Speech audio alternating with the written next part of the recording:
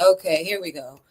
How is it going to count down 3 times? Like, come on now. We had to that was my fault. I set the loop for it. I was playing with some features in here, VPR, so you can blame me.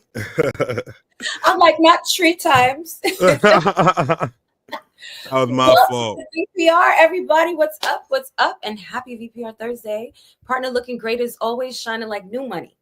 Hey, man, if it's old money, then that means you got it fucked up. You know what I'm saying? We're in a new year with a new bag.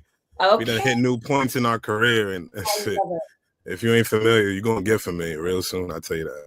Absolutely. What's going on, Jay Bird? I'm going to find a way to actually bring the comments so you guys can see the comments from Instagram locked in as well. We kicking it off here Thursday with high energy, high vibes, of course, and positive energy.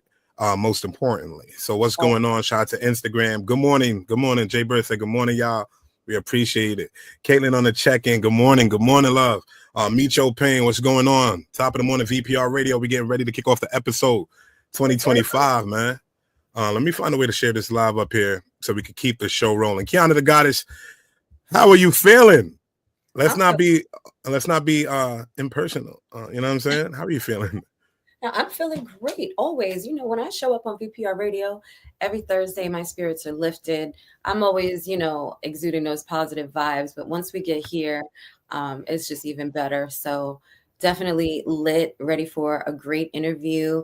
What's up, Spade family in the Yeah, we got Spade with the first comment tuned in from YouTube or Facebook. We got Instagram, YouTube, Facebook, all tuned in here, man. Top of the morning, VPR Radio. Shout out to all the artists that's hitting us right now that we want to feature in our shows. Schmacky, shout out to you tuning in.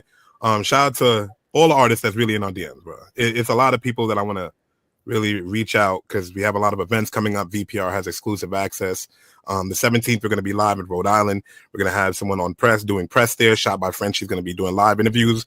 I'm going to be DJing. That's going to be by Chi-Town. Then I'm back outside with Hit the Beat for the 25th with the Danny Dior. This is part 2 to the concert. We sold out the first time, okay? The cops came. We sold out the first time, but we letting y'all back in for the people that can show that we was there. We working that out. Hit us in the DM. We running it up. Danny Dior, the 25th. And to kick it off, of course, not to end the month early, the 30th, I'm outside for the Black and White Affair, YMVS, DJ Energetic, myself, Heavy Hitters, The Movement, Drew Ski, Reggie Lanes, Showcase Poppy, so Gay P. It's a lot of people going to be in the building. Tap on me if you want to come on tour. VPR Radio is going to be outside doing live interviews. And when you see that banner, that purple, understand it's with greatness that come behind it. Yeah. That part. Jay Bird, what's going on? So, yeah, we're gonna drop some mic. I'm gonna kick it like this, right? It's 2025. Corny energy is not tolerated, right? And we have a lot of talented artists that come up here and showcase their talent to you guys and connect with you guys on a personal experience. You know what I mean? So I bring up this video here. I'm gonna take down Instagram for a second, and I want to bring up this video, and I want you guys to react to it. I'm not gonna tell you the situation. I just want you to see it, and I want you to react with me live, Graham. Okay. Facebook, Instagram, react with me. Hit me in the comment section. What's good, Schmacky? Here we go, guys. We're going to react to this video. Go to my together, live VPR. Share the stream right now. Let's get to it. That should be in the bag. I want to smoke. What's that? Is this right? Yeah. Oh, what happened? Should I play a song? Hello. That's Fabio. That's 4-1. Who's smoking? Who's smoking? Yo, TJ. Jay Swag, and this is a streamer. Yo, this is a B&B. You can't smoke in here. This shit don't go off. Oh, this shit. Yeah. I appreciate you, though. But yeah. Yo, tell say play a song we just made.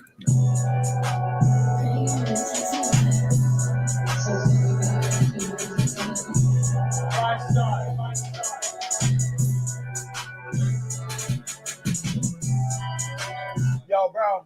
Yo, you can't smoke in here. This shit gonna go off. Like, please. I appreciate you. Can you show them where, like, in the back, they cannot smoke it? I'm gonna download it.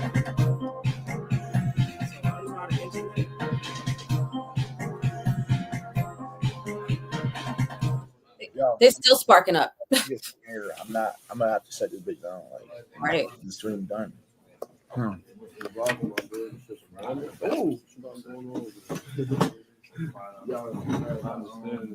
We reacting. I want y'all to tell me in the stream who's corny. If somebody asks you and you live in a B&B and he's a streamer himself, you get what I'm saying? Playboy, and he's asking how to put out the L. Are they corny for still smoking? Or am I for pointing it out? Let's talk about it. Are they different? No, they're definitely. Look at this. Like, look at like, bro. I just want to bring it back, man. Look at Favi. When he has to dap him out, look what he do before he did. Look at Favi, gang. Buddha smoking it. Can you show him? Are they different? Stream. He did not want to dap him up. Who's corny in this? All right, brother. Let's get back to it.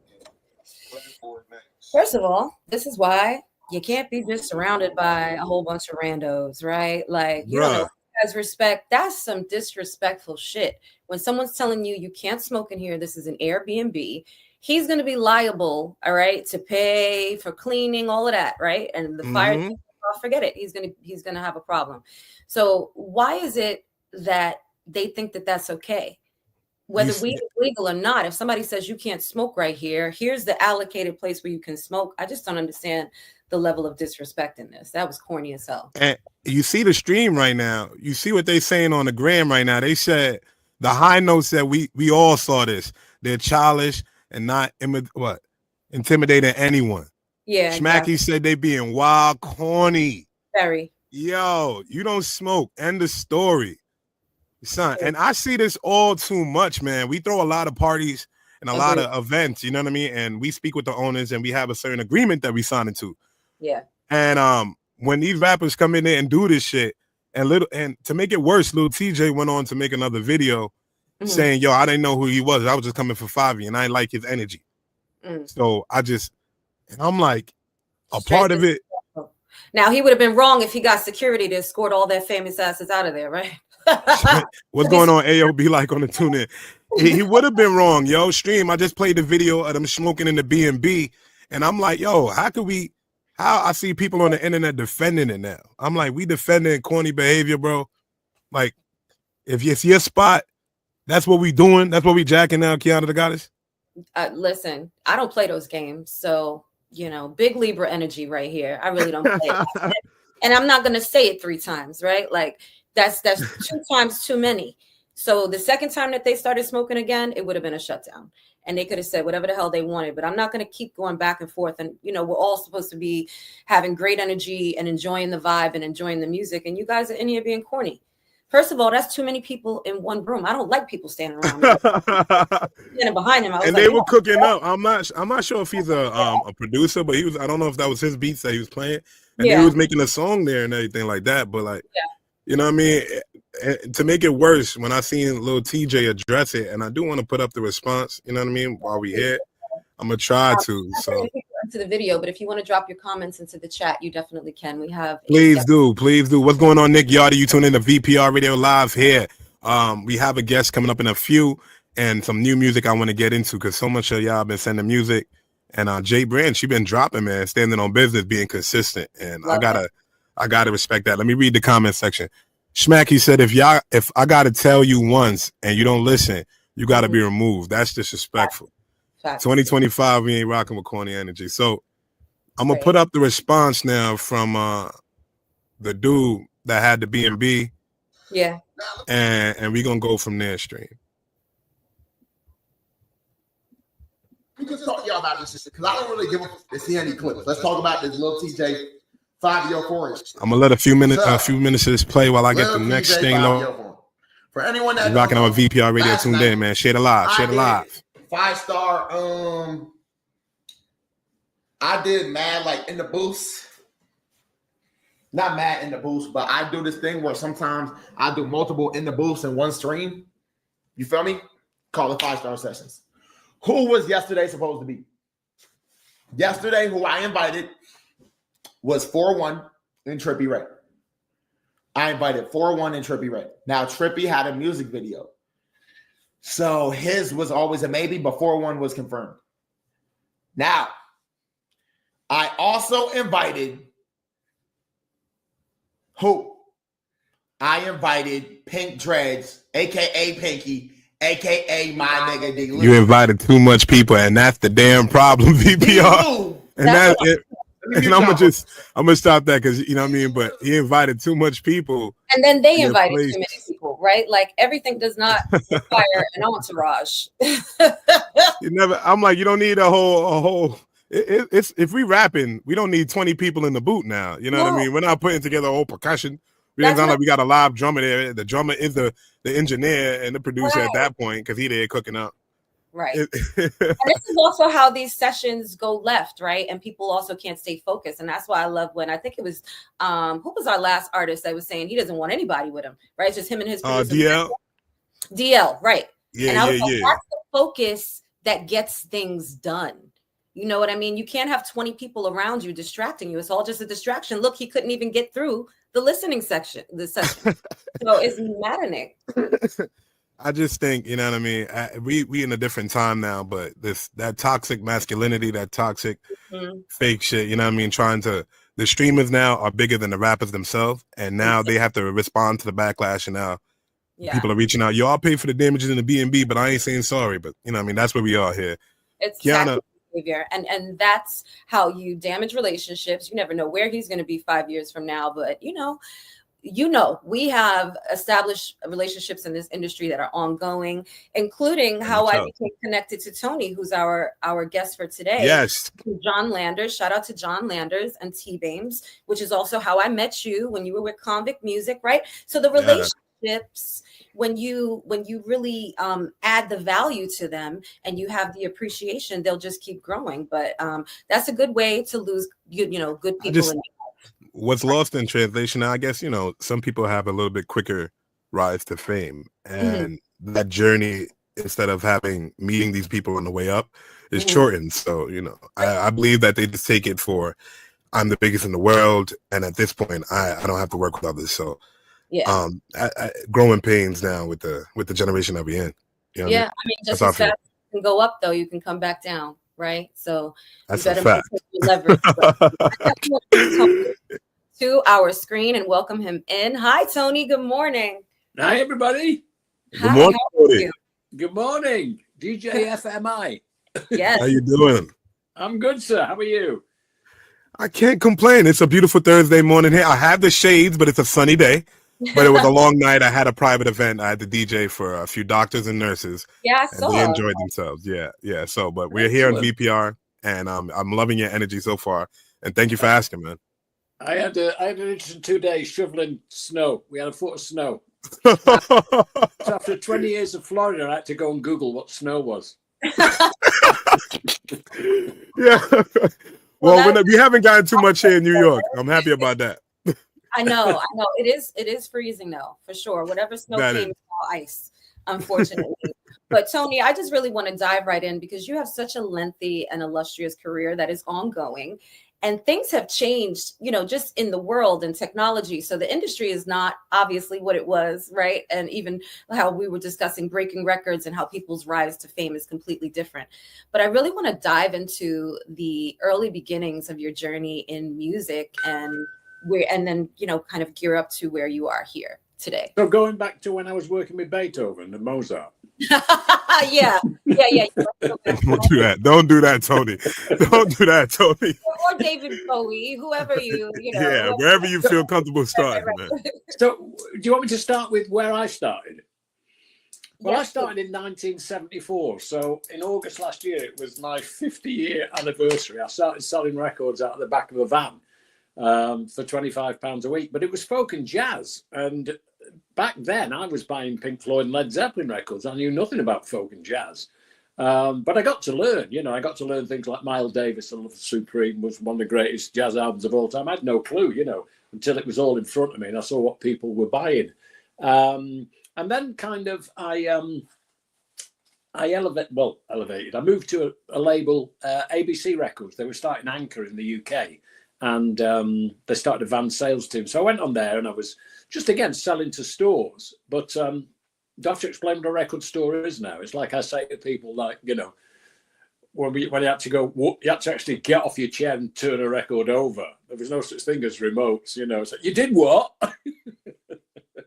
But yeah, so I did that, but I wasn't working with the artists. I was just selling records into major stores. It was Virgin Records, it was HMV, a lot of chain stores, and a lot of indie dealers, which was basically where I got my record collection. Because all the people who worked in record stores back in the day, guys, they were all music fans, you know, so they knew everything about everything. So it was a great education. And then I started my first promotion job in like 1978, working for Iron Records, which was kind of wild because I was working with people whose records I'd bought as a kid. That doesn't happen to a kid from Manchester, you know. All of a sudden I'd been buying Traffic albums, and then I was working with Steve Winwood, you know. And that really got me into reggae, you know, because, I mean, you know, Bob Marley was amazing and humongous, but he crossed over into pop, you know, because the great thing about Chris Blackwell was he didn't treat him like a reggae artist. He promoted him like a rock artist. So he expanded. When you listen to Marley, I mean, his music never dates. You could put a Bob Marley record on today. I mean, he's been dead longer than he's been alive, but his legacy, we did a band called the Black Uhuru kind of after it, and they were kind of vying for his throne, but that was never going to happen. I mean, certain people like my dad made me listen to them growing up. We listened to a lot about Marley and Black Uhuru. That's funny that you said that. I'm like, wow. Go ahead, Tony. Wow. Yeah. Thank you. But I think the thing is, it's like some people like they look at somebody like Marley and he's got these huge dreads and stuff, you know. But some people kind of are very kind of, I don't like reggae, you know. But if you listen to Marley, I mean, it's pop music. It's just got a reggae flavor. And the thing is, like, his songs are timeless, you know. And having seen him live, I mean, he's so charismatic. It's very hard to talk about Bob Marley because probably arguably that and Bowie were probably the worst days in my, you know, 30-odd year career in the music business, because I was at a gig in the north of England seeing a band who just had a hit, and there's only like a couple of hundred people there, and I got a call from the head of press summoning me down to London because Bob Marley had died in a hospital in Miami, you know. And the head of promotion at the time, I was the regional guy, the head of promotion had just gone on vacation. So I had a car pick me up at like 11 o'clock at night and drive me to London.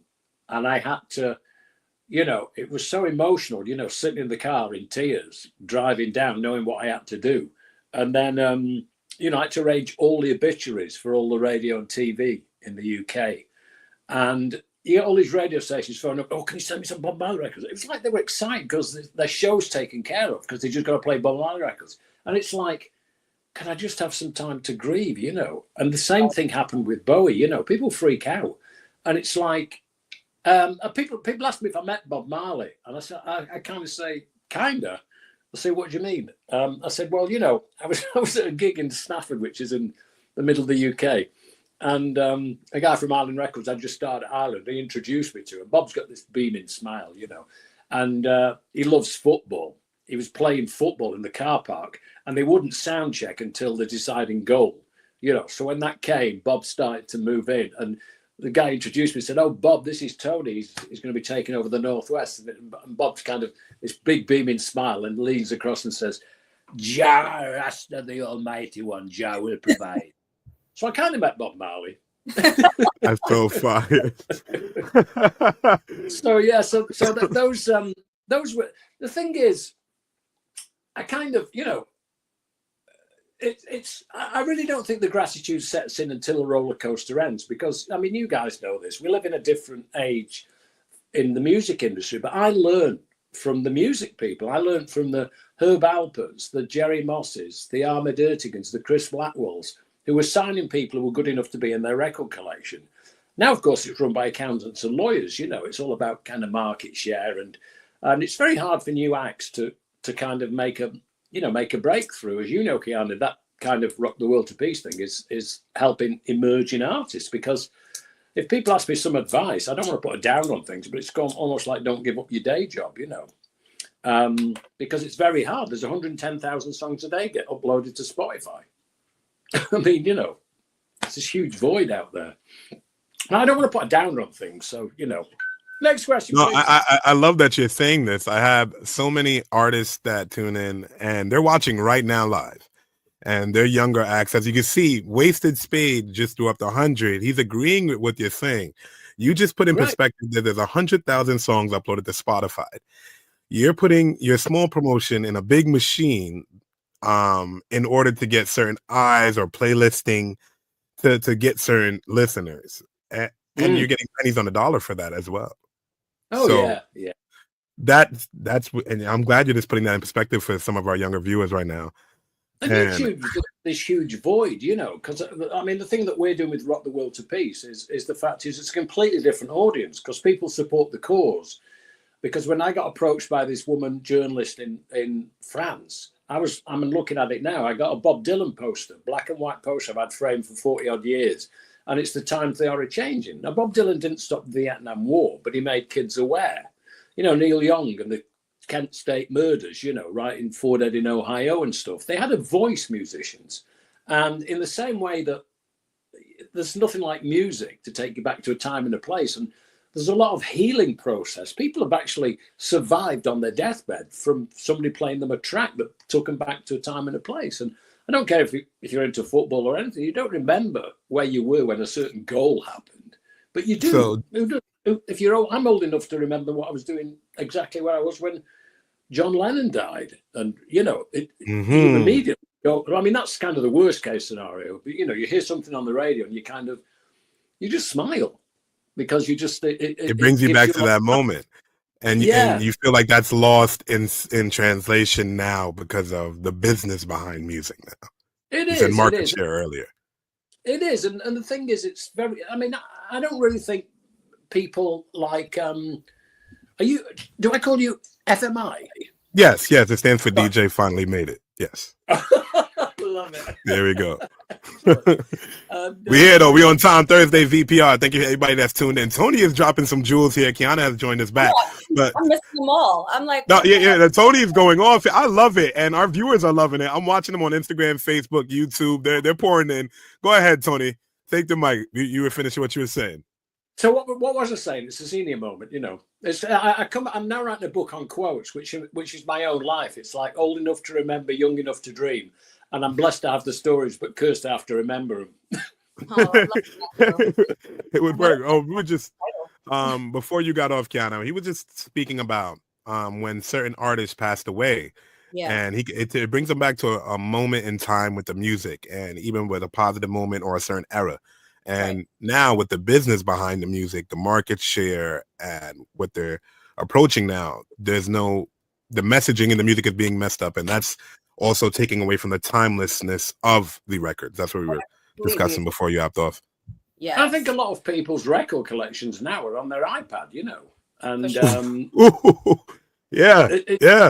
it's weird because the way technology is advanced. I mean, there's good and there's bad, you know, like there is with social media. But you see, I could make a record.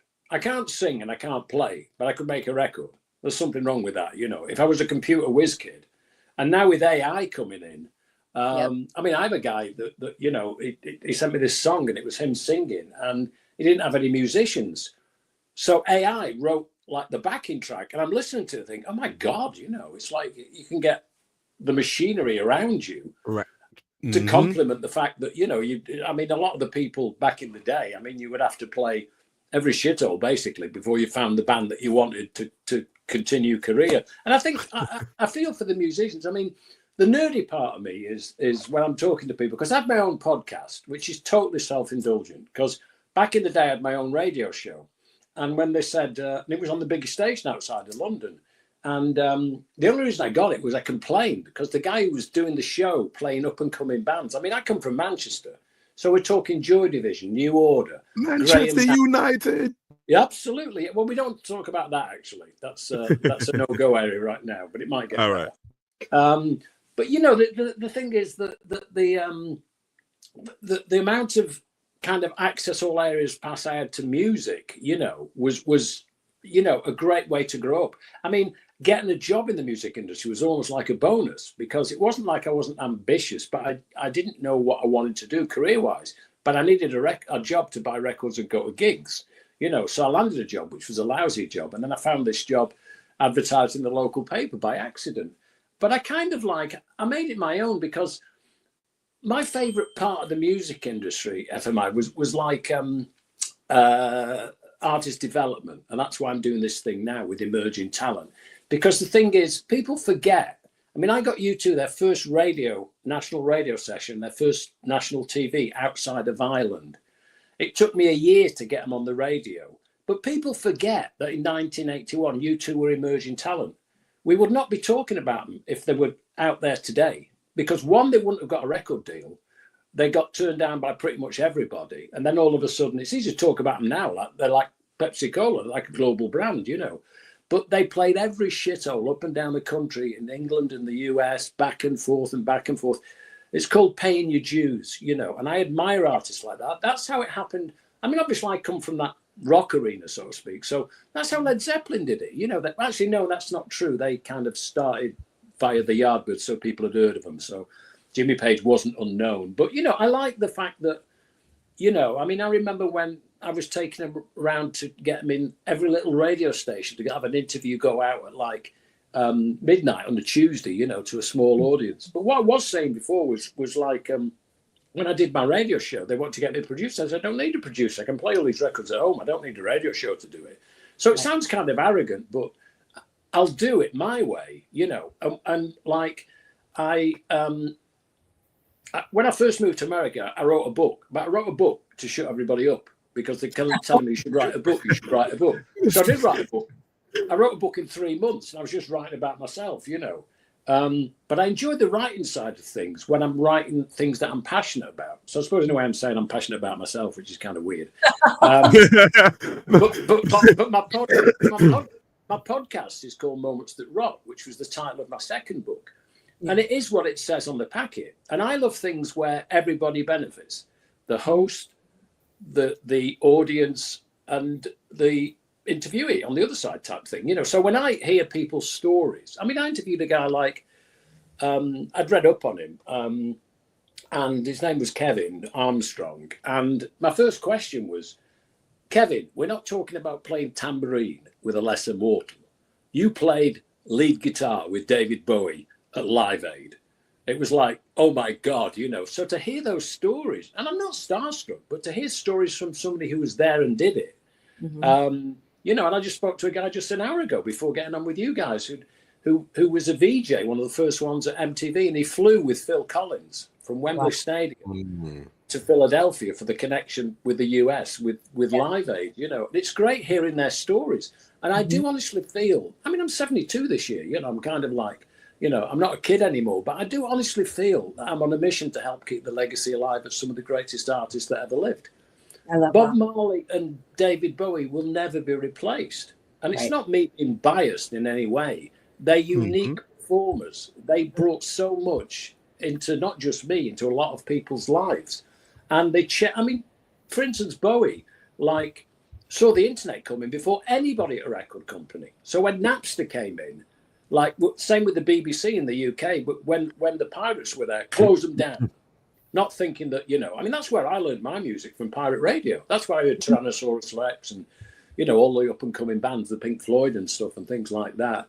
But like now it's kind of like a completely different model. And it's hard to talk about it because you don't want to look there like, oh, what it was like in my day, you know. But I use that as kind of not so much a business model, but a cultural model. Because a lot of the artists, you know, the relationships with the label and the management, because, you know, having artist development is where you build a band in the best possible way. And that's what gives you like longevity, you know. I mean, we live in an age of instant success. I work with Simon Fast food music, I would like to call it, Tony. Yeah. Fast food music. Yeah. Go ahead. Well, if you look at like, I worked with Simon Cowell for 6 or 7 years. I mean, it doesn't matter. I mean, Simon's, you know, VPR. You heard Simon Cowell. Yeah. It doesn't matter. Cowell, that's dope. You know what I mean? Yeah, go ahead. It doesn't matter.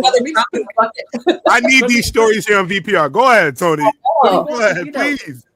They're loving you. In his own book, he says, like, if you ask me, do I want to be the 5-star Michelin chef or the McDonald's guy, I'll be the McDonald's guy any day. So basically, he's been incredibly successful doing it, and good luck to him. But the thing is, Simon signs bands that he can market, right? Yeah. You look at two artists like Adele and Ed Sheeran, right? and even Taylor Swift now, maybe. I doubt he would have signed any of those acts. I because agree. with Adele, she was a sassy, I don't mean to be rude, but slightly overweight girl, smoked a lot, swore. Yeah. You need to lose some weight, stop smoking, don't swear, so that they can market and promote the molding, them. Agreed. You know, and Ed Sheeran. Ed Sheeran's the guy next door. Very much But so. a lot of people, and they sell more records than anybody else. But, well, apart from Taylor Swift. Yeah, I was about to say her next. I was about to say Taylor's a whole other animal in her own. No, but I agree, because when you're talking from a marketability standpoint, right, they don't meet the idealism that a lot of the industry goes to now. And I want to go back to what you were saying, because I completely agree. And we're generationally different, right? But even in the start of hip hop, right, like the guerrilla type marketing, being in the streets, doing events where everybody was coming together. And shout out to Shampoo, who still does that, you know, with YMVS and with Def Jam, because that really is the core of how, you know, things came together when you can connect with your audience. And I think we saw even in the video what happens when an artist doesn't have the right development, right? Doesn't learn how to work with producers properly. So when someone says you can't smoke here, you think you've hit a certain level of stardom. Talk about it, Kiana. The hell you want, right? That artist development really teaches you the fundamentals of the business behind it. And it doesn't mean that every creative, every artist is going to, you know,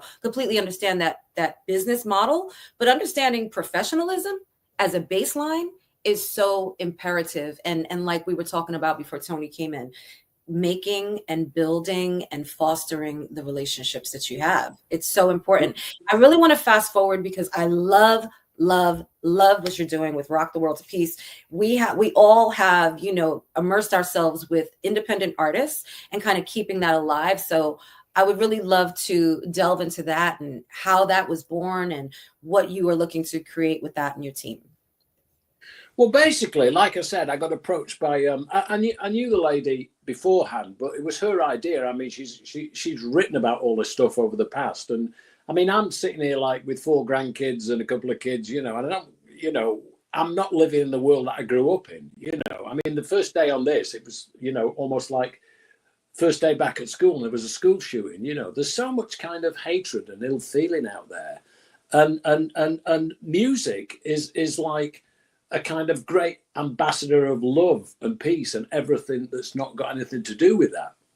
So I think the thing is that, and the reaction we've had is great. And I think the thing is that, you know, media jumping on it and spreading the word, if you like. And it's great for the musicians, because they do get a voice to be able to have their music reach outside of the norm, which is just, well, it has to go on Spotify, it has to go on Pandora, it has to go on YouTube and stuff.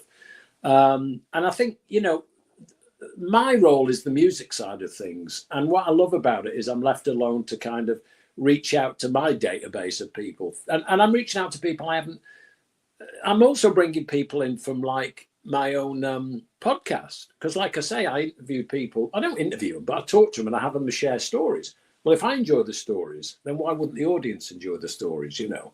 And I feel that you know, that like, I don't like using the word education. It's like a little patronizing, you know, but the thing is, a lot of people don't know which way to turn. But when you hear musicians talk, I mean, I interviewed Nasher from Frankie Goes to Hollywood.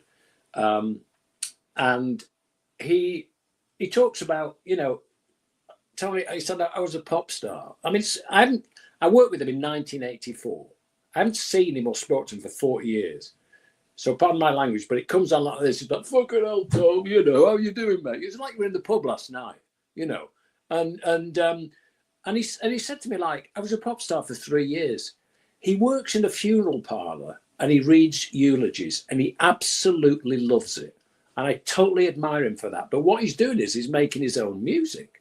So for him to come on with a name, like, so I'm interviewing a lot of people and bringing them on board onto Rock the World to Peace who were in bands like Simple Minds for 20 years and not in Simple Minds for 20 years, but they're late 60s, early 70s making their own records. So to have a vehicle like this, and like I said to you before, I mean, record companies, I don't really feel record companies sign people unless they have to. Because one, they don't have any money. I mean, you two were into Ireland for £250,000 in tour support. You know, you would never get that opportunity now. They'd have been dropped after 2 singles if they got a second single. So artists, if you find the heritage acts that have been successful and are still selling records now, they don't have overnight success. They were never groomed for overnight success.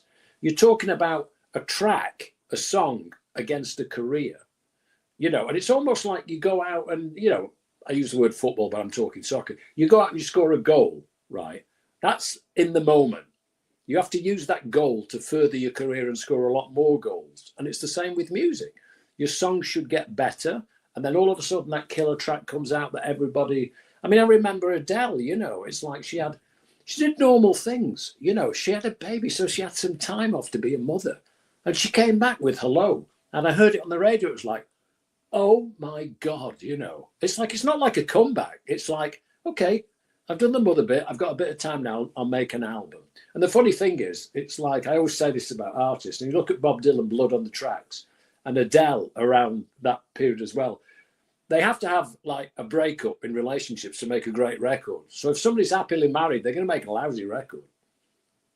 Taylor Swift too, right? Like her breakup songs are the hottest. Like absolutely, yeah. Like, you better just wait, she'll write a song about you soon. You guys are pushing the narrative. But you know, the thing is, you've almost taken the exception to the rule, because if you look at Taylor Swift, I mean, she's bigger than anybody's been, and my wife adores her. You know, she's only a couple of years younger than me, my wife, but she plays her music. She loves her to pieces. When we went to New York for Christmas, I had 6 hours of Taylor Swift in the car with some crap traffic. But, you know, it was kind of like better than looking. That's American Sweetheart. Yeah, but, you know, but exactly. But, you know, the thing is, you know, at the end of the tour, she gave her staff like $100,000 bonus. Right. I mean, she's making more money while we're talking than we'll ever see. But it's not about that. She donates to homeless charities in every city she plays. And she's doing something about putting something back. She can never spend the money she's making. And guess what? She's 34. She's probably going to get married and have a child and be a normal human. She doesn't owe anybody anything. But then when she's ready, she'll come back, and she'll come back with, you know, the happiness that's in her life. Because like you say, the breakups have done. She's found like a soulmate and everything now. And it's not like anybody's piggybacking on anybody else. I mean, Travis does okay with his day job as well, you know. Mm-hmm. Sorry, I'm rambling. No. We love your rambles because they're information. They're so packed with information. I just wanted to make sure I pulled up the live here because everyone on the live is agreeing with you as far as it coming to you need to have more than one record. Yep. And people think now, especially the younger generation or the younger artists, they believe that all it takes is one record. So I want you to see all the comments that's pouring in and agreeing with you and the jewels that you're dropping, man. VPR, thank you for everyone that's chimed in right now. And yeah, Tony. No, that's great. I love it when there's interaction. I mean, if anybody's got any questions, by all means. Because the thing is, I'll just go off and I can talk forever. But you know, the thing is, it's nice to find out what other people want to know. So fire your questions at me all day long. Throw your questions in the chat. Anyone that has a question for Tony. But I think you are bringing such depth to these conversations because we even see artists, right? I think Ice Spice is a perfect example of that, FMI. And I know you really rock with her. She's been replaced by a lookalike. Her sound, her first song, her second and third song all kind of sounded like that first hit, right? There was no real time, I believe, to develop her sound or to make something unique. I don't know if it's working with the same production or what it is, but we do see a lot of that kind of copy and paste, and drop some music quick, right? There's not even enough time for the first song to simmer and make its way from New York City all the way to, you know, Washington and South Dakota, right? Drop the next single. To be fair, you have to look at it. All right. In the 90s, I could more speak towards that. Records were around like 3 minutes, 40 seconds, right? You know, around that time for a full record for you to express yourself. If your listener base is only taking in 10 to 20 seconds of that, whether it be TikTok or Spotify or, you know what I'm saying? And they only know the hook. Yes. They're not going to stick around for a project, Tony. They might not even get there, to be honest, FMI, because I think somebody told me that a view in YouTube is 10 seconds. Yeah. I mean, what the hell can you get out of 10 seconds, you know? Not And much. it's funny because as we've just launched our Rock the World site, you know, we get some of the analytics and things. Is like, you know, they're listening to like 3 minutes of a track where we're inviting people to do 10 minutes, but we can't force them to listen to 10 minutes. So if people deliver just one song, we'll still use it. But it's people's attention span, you know, that everything is a click away from everything else nowadays. Absolutely. Yeah, it's the same.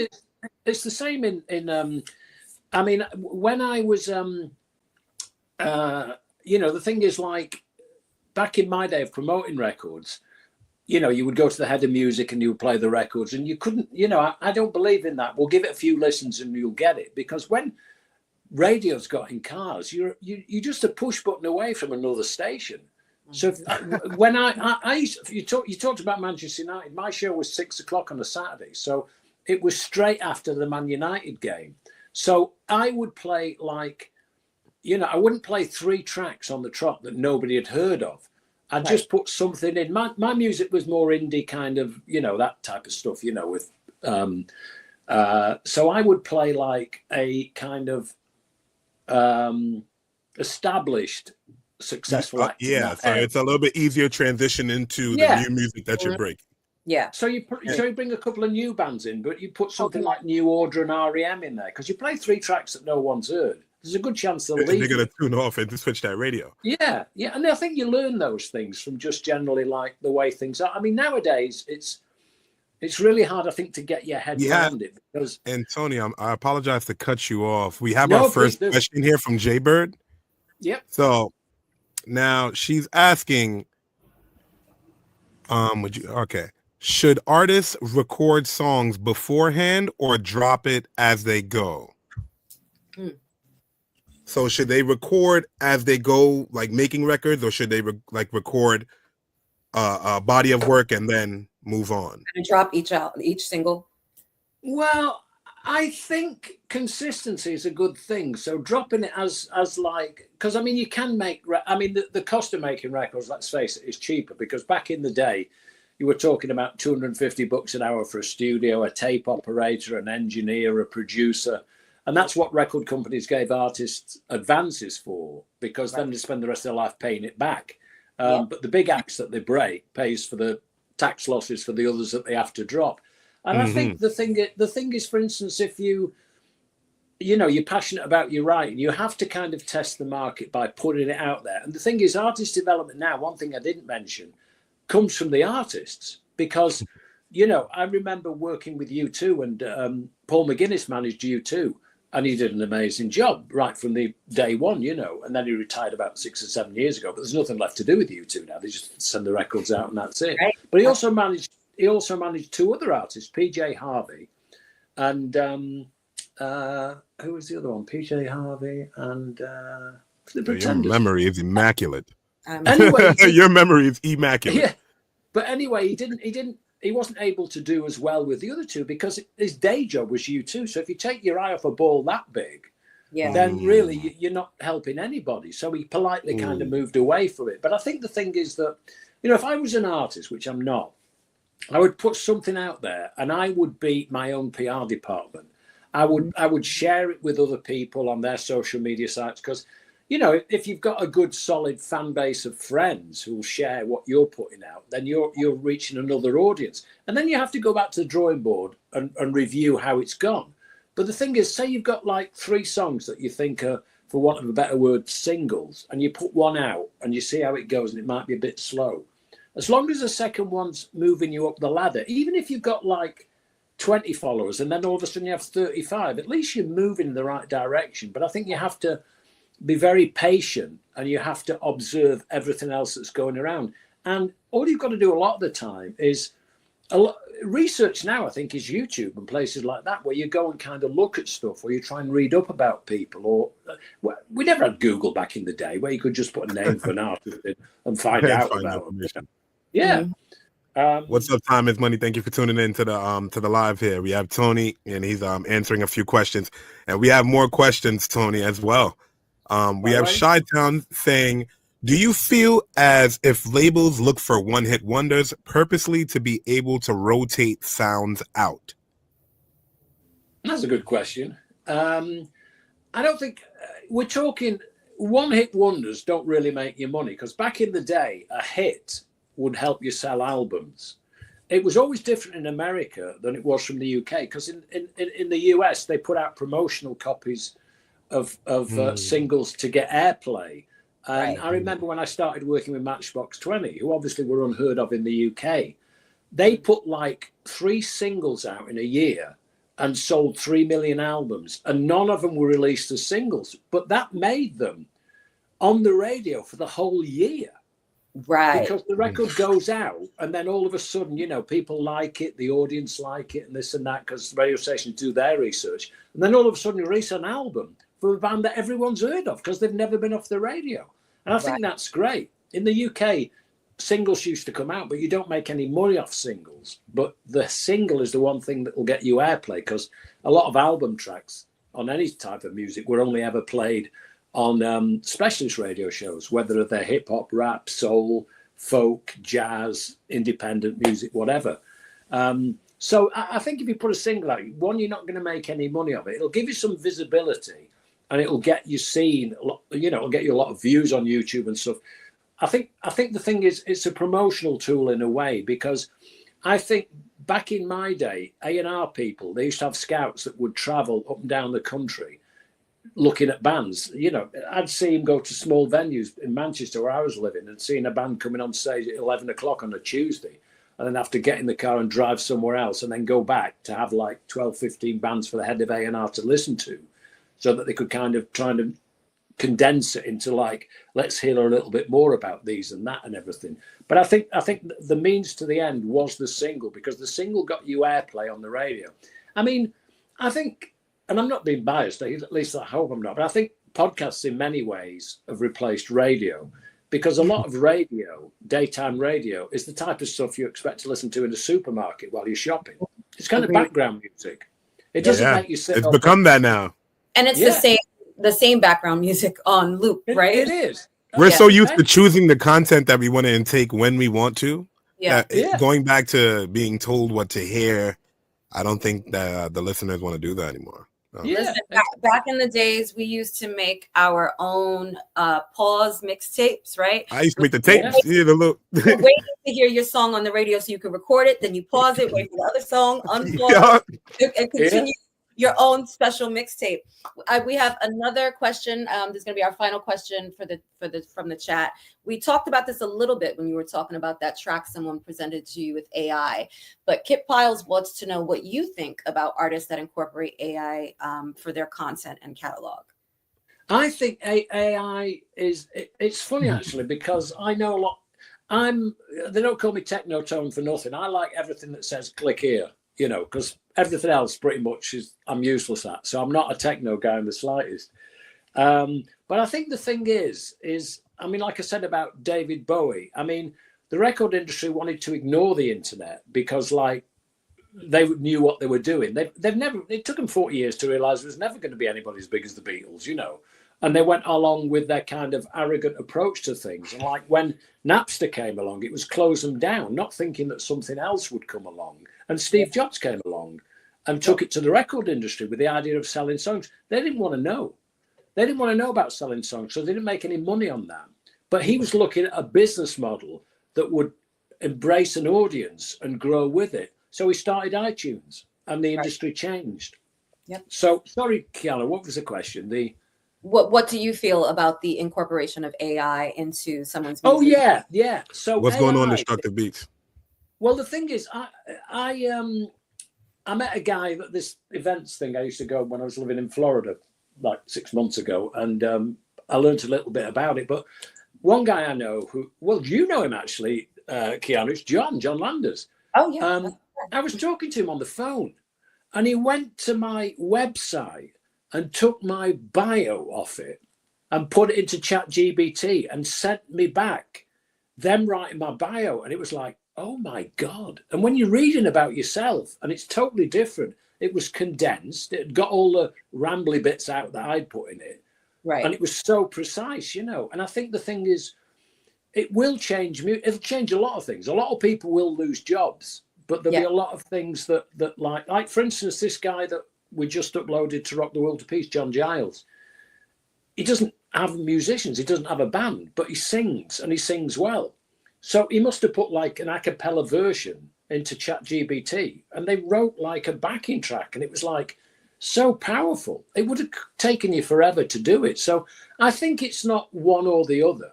Mm-hmm. I think it's like, I think people will use it, but say for argument's sake, and I'm not a musician, but say, because back in the old days, I mean, people used to get up in the middle of the night and go down into the home studio and pick up a guitar or a piano and start writing the songs. And some of the best songs ever have been written like that. I'm sure Paul McCartney and Lennon wrote a lot of those.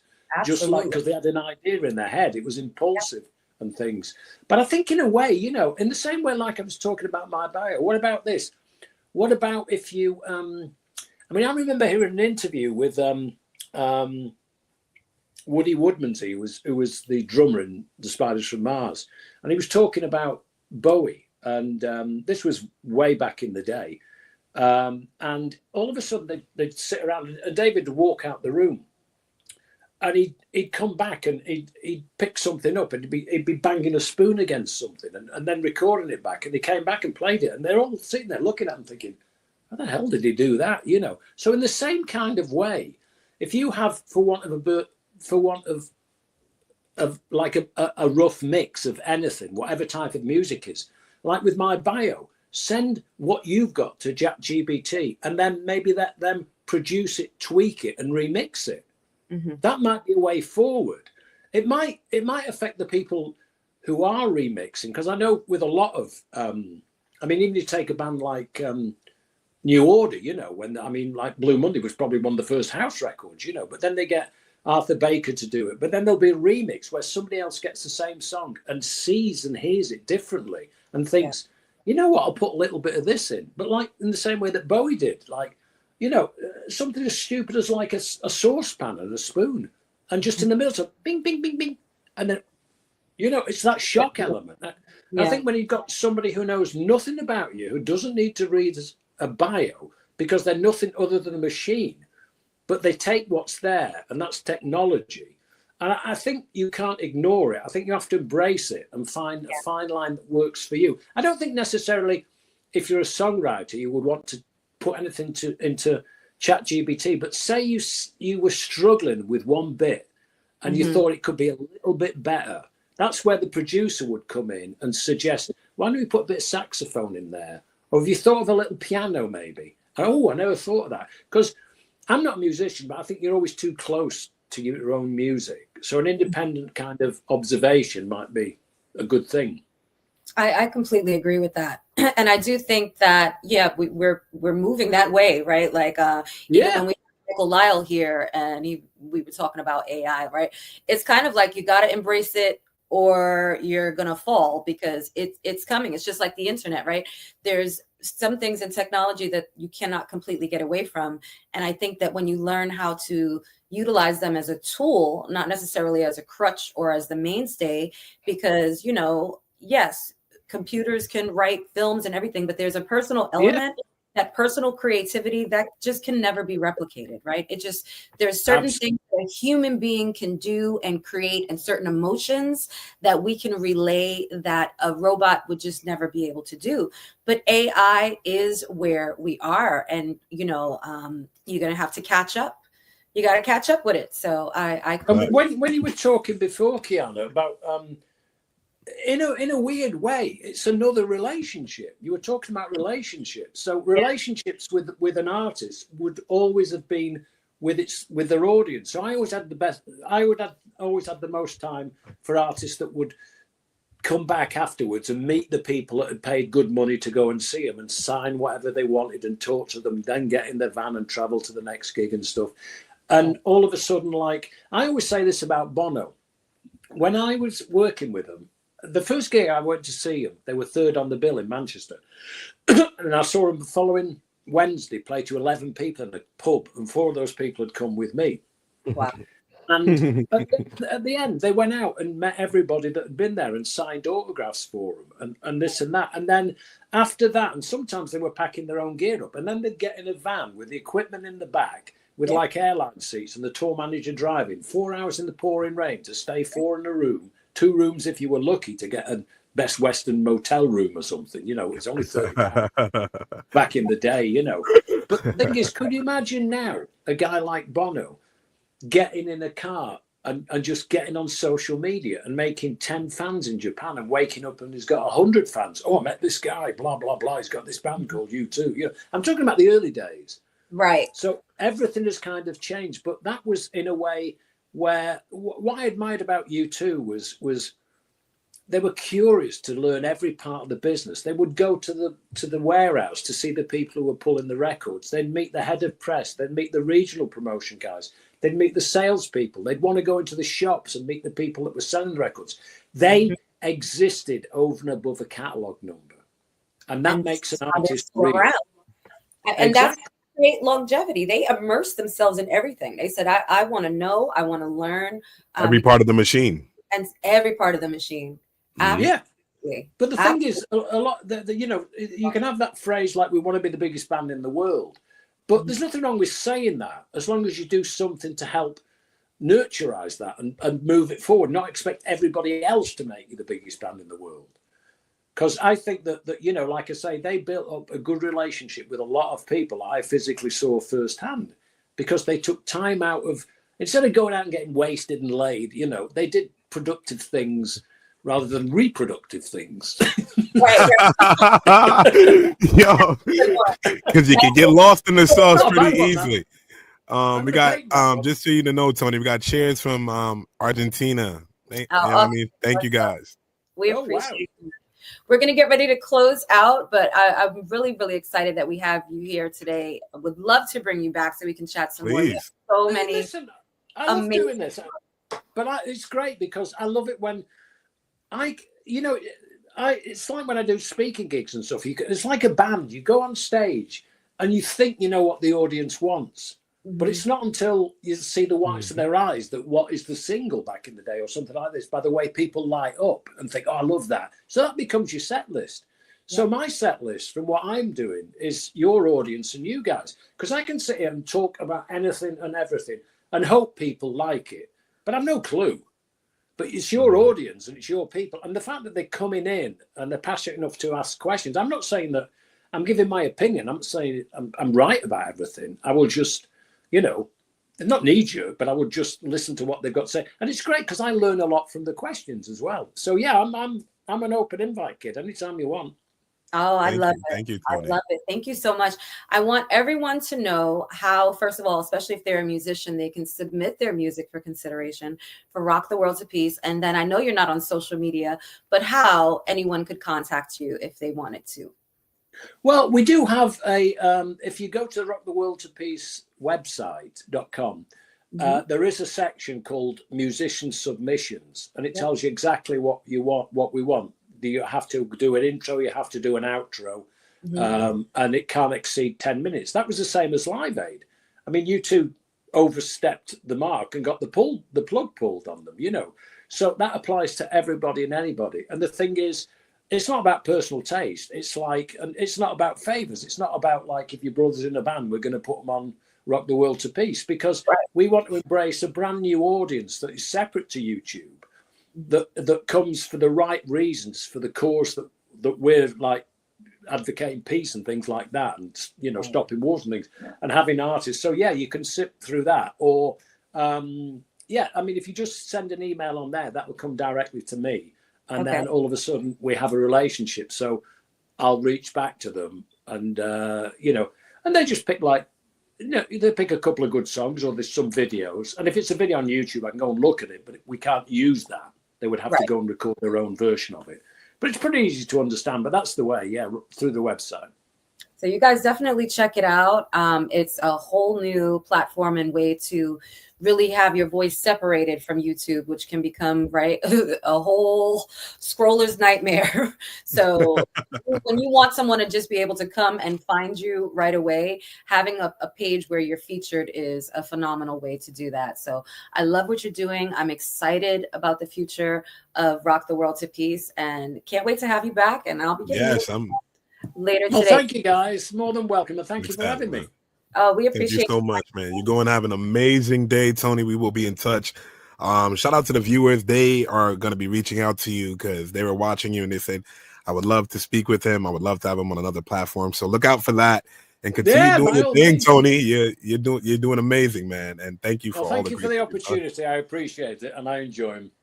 Oh, we appreciate it. Have a great day, Tony. Talk to you soon. Okay, guys. Bye. Okay. Ciao. Later, man. Amazing. Another amazing guest. Hey, VPR. Some of y'all was telling me y'all was gonna make some clips. Thank you for clipping some of the parts on the video. That's fire, because we're gonna upload those to our YouTube shorts. You guys have been pouring in. We've been going live more, but y'all been showing hella love. Augustin, what's going on? It's good to see you, man. It's good to see you in the chat. Wasted Space, Schmacky, Instagram. All of y'all tune in. Every Thursday we go live here with a brand new episode. And now y'all gonna see it get bounced out to YouTube. So everybody that commented in there, y'all gonna be on our YouTube. Go and watch y'all comments and share the video. Share the share the live. It goes a long way. I'm DJ for mine, and I'm gonna let Kiana close out. Listen, we really want to express our thanks and warm gratitude. You guys have been rocking with us. We're about to hit our 7th year partner. So we are going to keep going and keep growing. So we're going to pour into you and hope you continue to pour into us, and we'll continue to give you great content and leave you with positive vibes only. All right. So until next Thursday, we'll see you then, guys. Yada.